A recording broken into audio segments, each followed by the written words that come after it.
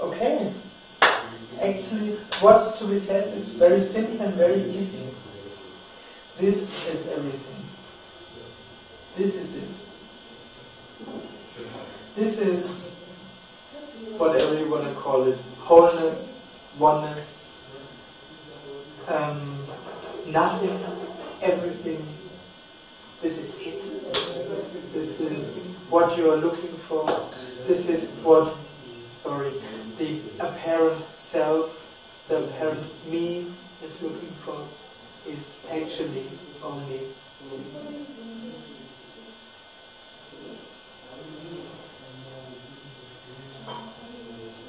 One could say, and this is a description also of this, which actually cannot be described. It's an appearance. It's something which is not only real. For the apparent self, for this thing which calls itself me, this is real. Without this perception of being someone, this is real and unreal. And it seems to be like that it's this two things, it's not two. This two things, real and unreal, makes it complete or full or whole. For the apparent me, for this I, this lives in a feeling of lacking something. It looks at it looks at this as if it's separate from itself, and somehow there's a feeling, an experiencing of something is lacking or missing. Because it's perceived as not as everything, just as parts, as something which seems to be separate. But actually, this is it. It's already there. It's already this. And this apparent me is always looking for something else. Not this, but something else. This apparent me, best description I heard or I'm using is for the me as an energy. Apparent me is not a thought. It's not the I thought. It's not a feeling. It's more like an energy. It's a whole perception. The whole perception of oneself, of the world, including feelings and thoughts. Maybe this may be a description for the separate self. I thoughts are more like a symptom of feeling, experiencing oneself as a separate person.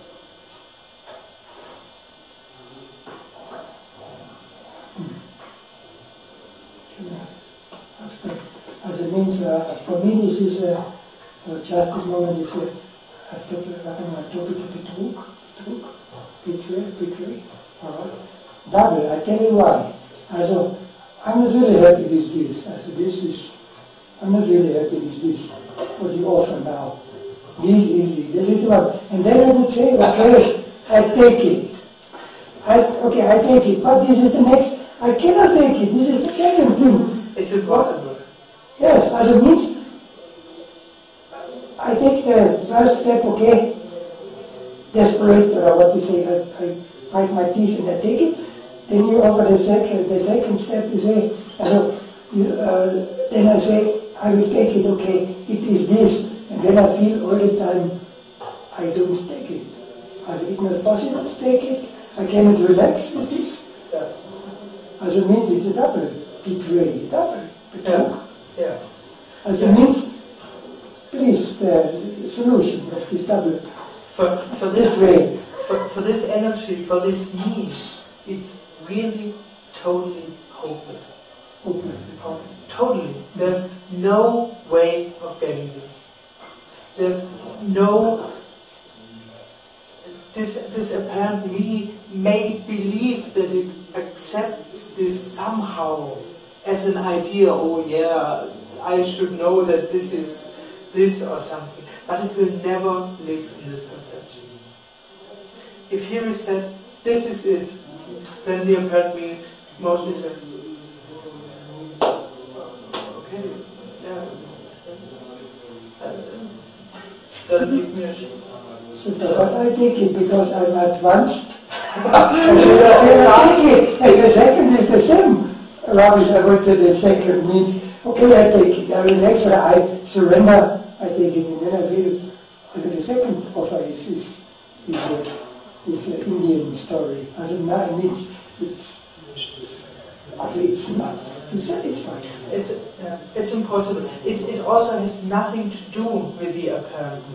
It's not, what's being said here is not a prescription for life, or a prescription to find this. Mm-hmm. It has nothing to do with anything what this apparently thinks it has to do, like surrender, like accept, like feel it, like diving into it, like I don't know what. Mm-hmm. These things are all ideas of the apparent, which always thinks that it has to do something to be happy, or to become one, to become whole. It has to find something, it has to do something, or to not do something, to not think, for example. Many people think, if I would think less, then there would be more silence, or then there would be silence. Of course, there would be more silence, at least in the head. But it's not what's being talked about here. Because the last 20 years, I live in Munich, in Germany, and I did the top of the spiritual things. I did one LSD workshop with Samuel Wilmer. I did so many things, dying, living. That means, and this is the answer now. I guess €100,000. Yeah. This is the answer. Yeah, it's disappointing. And great. It's disappointing and great.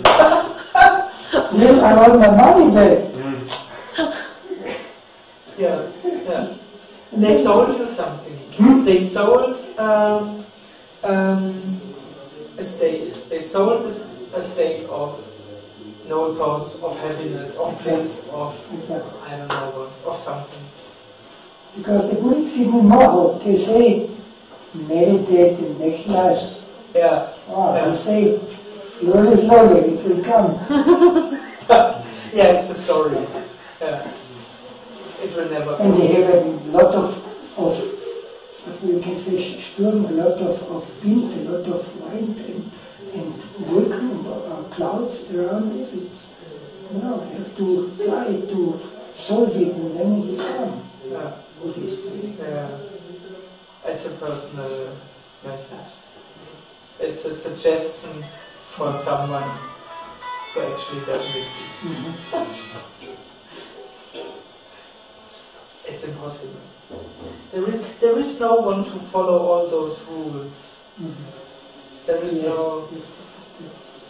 is just what happens, what appears, what is, but there is no person with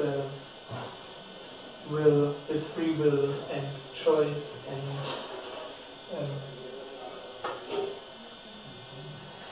there is even no person who will become enlightened. There is no person. Okay, I accept it. Yeah. That sounds good, but yes. Where's the creator? You hear this 1,000 times the question. Okay, I agree, super is nothing, but please, why? For what all this for what? Why is not nothing? It is nothing. Actually, this is nothing. This is nothing. This is nothing. Nothing nothing which appears as something, or appears as everything. It's totally, in a way one could say it's totally empty. That's the Buddhist mind also talk a lot about emptiness. It's totally empty. There's nothing, it has no essence. There's nothing in it. There's no deeper thing in this. It's only this. This is everything. And nothing. But who had the idea to create this famous rubbish? No one. To be nothing in appearance of something. Who found this? Who is the founder? Well, actually, no one. Actually, there is no separate something. Neither a separate me, nor a separate God, nor a separate creator. There is only this. And it doesn't have a reason, or it also doesn't have an intention. It's without intention, it's just this. But it's so perfect. There's no intention and no reason. It's such a structure for what this world is big effort. If I speak now, it appears like a structure, but it's totally wild. It's chaos. It's totally chaotic. It's no structure. Only appears like a structure. Is it so? The apparent self is creating or interpreting all this as a structure, whereas interpreting all this as has so much meaning, and you understand, like. But if the apparent self is just, it's part of the whole as well. It's not separate. But where arises the wall that makes us think it is separate? Where does this wall come from that makes us feel there is the apparent self, and then everything else? Actually, it's the apparent self is the wall. One could say it is the wall, but of course, this too is wholeness, appearing as something which experiences itself as something. Yeah. It's just what happens. Actually, to make this distinction between a separate self and a not separate self, which doesn't exist at all, is strange. Because there is only this. There is only what appears. And what appears can also appear as something which feels apparent separate.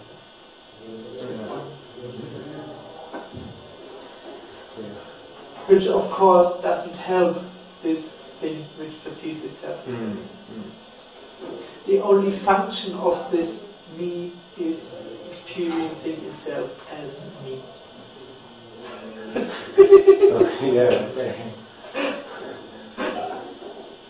And what happens if you take it out? So now you take this me out, okay? Means then this cheating, we can say, it exists without me. Which cheating? Cheating, this criminal, this fake. It's fake. Of course. Yeah. Without me also, so if I take it out, it doesn't need you to be there. This is good. Thank you. I forget it. Wholeness doesn't need you for it to arise. But they let me actually. Yes. But they don't. Of course, need me. all of this already happens without anyone. There is no one doing this.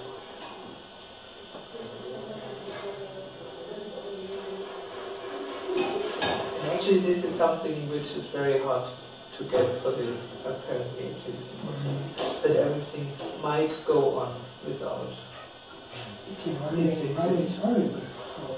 Yeah, in a way it's horrible.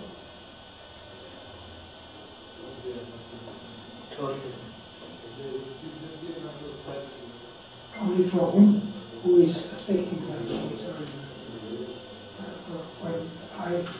Yeah, it's for this perception, for this me.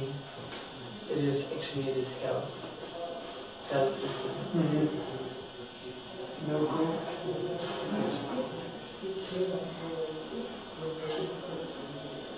It's like the atheist. Atheist means he don't believe, he doesn't believe in God. He is in a atheist. Atheist. In the night I had this joker. He was standing in the night, in the dark night, in the stars, and he was shouting to the stars. And das gibt dich nicht. And I tell you, God, you are not.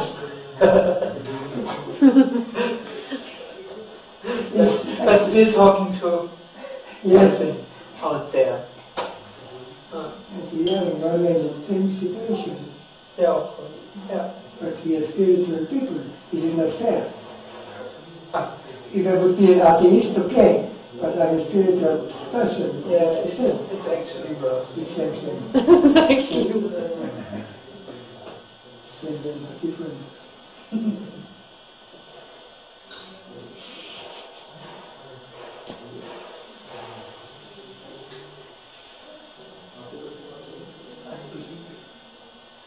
Actually, this whole spiritual thing, without making it something, it's not bad, it's oneness, it's just what happens, and there is no one doing it.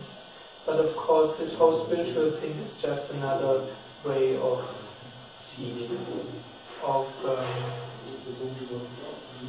gathering stuff for oneself.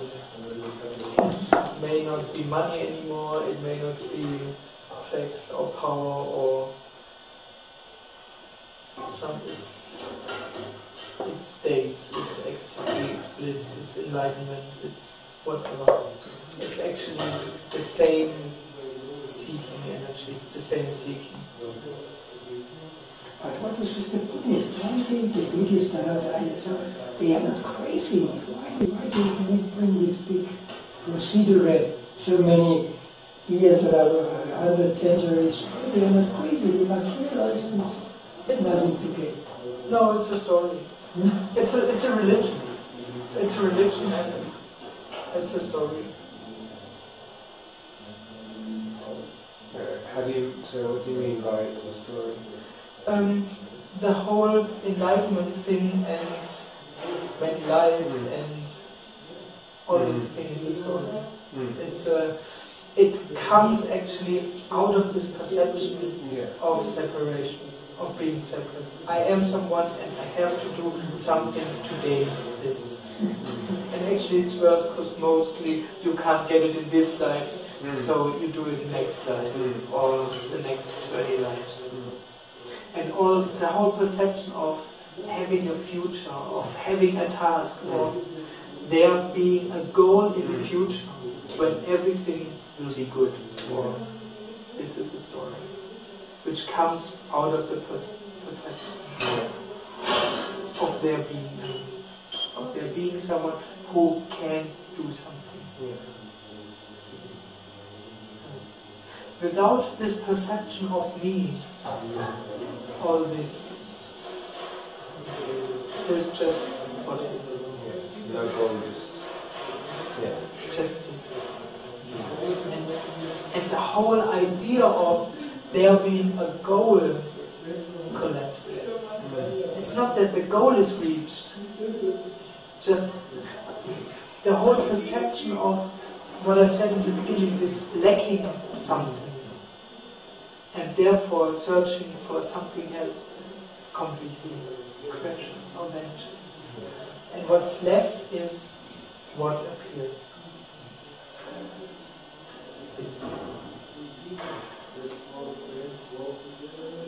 And this can appear as everything. So this sounds like a story of enlightenment. What you just told. I think it sounds like somebody's getting enlightened and after there's only this. Yeah. And it's a story. There's a story in the sense of, I guess, or the way I feel, if I want to say this, all this emptiness, I cannot say it. I cannot say it. So it's like a story, maybe to give a little idea, or maybe it's a description of something which cannot be described. Yeah. Or Yeah.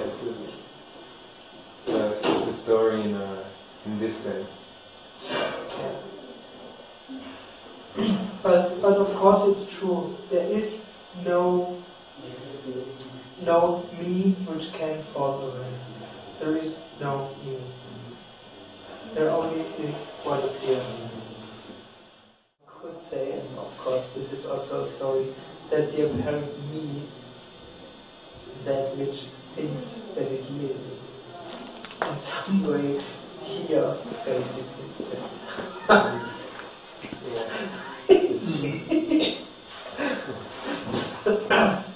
So maybe one also could tell it living and dying.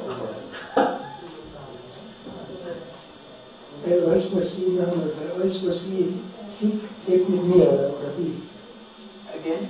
Was he sick, or what I see is he living with me, or was he? No, actually, it was more a joke, because actually one could also this call like living and dying, like a living and dying course, but it was a joke. Because it's not about this, it's not intended for this to happen. There is already wholeness. Nothing has to die, or there is actually nothing which can die, or which has to leave, or has to go. There's only wholeness. So. Okay, but then we can ask, also, then we go out. Today I go out, and then, I have now a new knowledge, whatever. And then I will say, I will start now with what? Let's start now. With what? It's really about nothing. And it's not sure that you walk out. So this is the plan. Maybe there's just walking out. Of course, there's only walking out. And maybe you think you're doing this, or it happens to you. But also this perception cannot be there.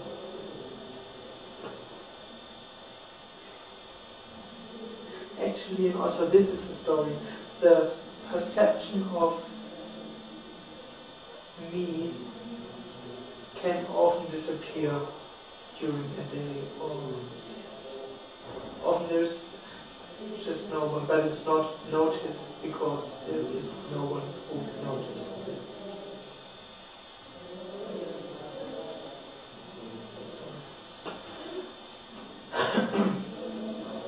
But of course, the apparent me can do anything else. It's left here totally with empty hands. Yeah. Nothing, really nothing to hold on. The founder of holotropic breathing, Stanislav Grof, is a psychiatrist. He was working with LSD many times. I think he's alive now. And he wrote the last book was about coincidence, also what happened. And he said if you watch this emptiness, there is nothing. But he said it looks like would there be a sense of humor, because it brings a lot of coincidence. So he said, I think he will say it's also nothing, but in this nothing and no system, he wrote, or he think about, it's like a sense of humor, the coincidence, what happens. So would somebody watch, nothing is okay, me was okay, I give it up, but somehow, in a way,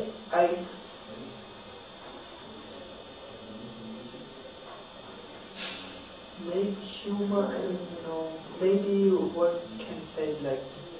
The thing is that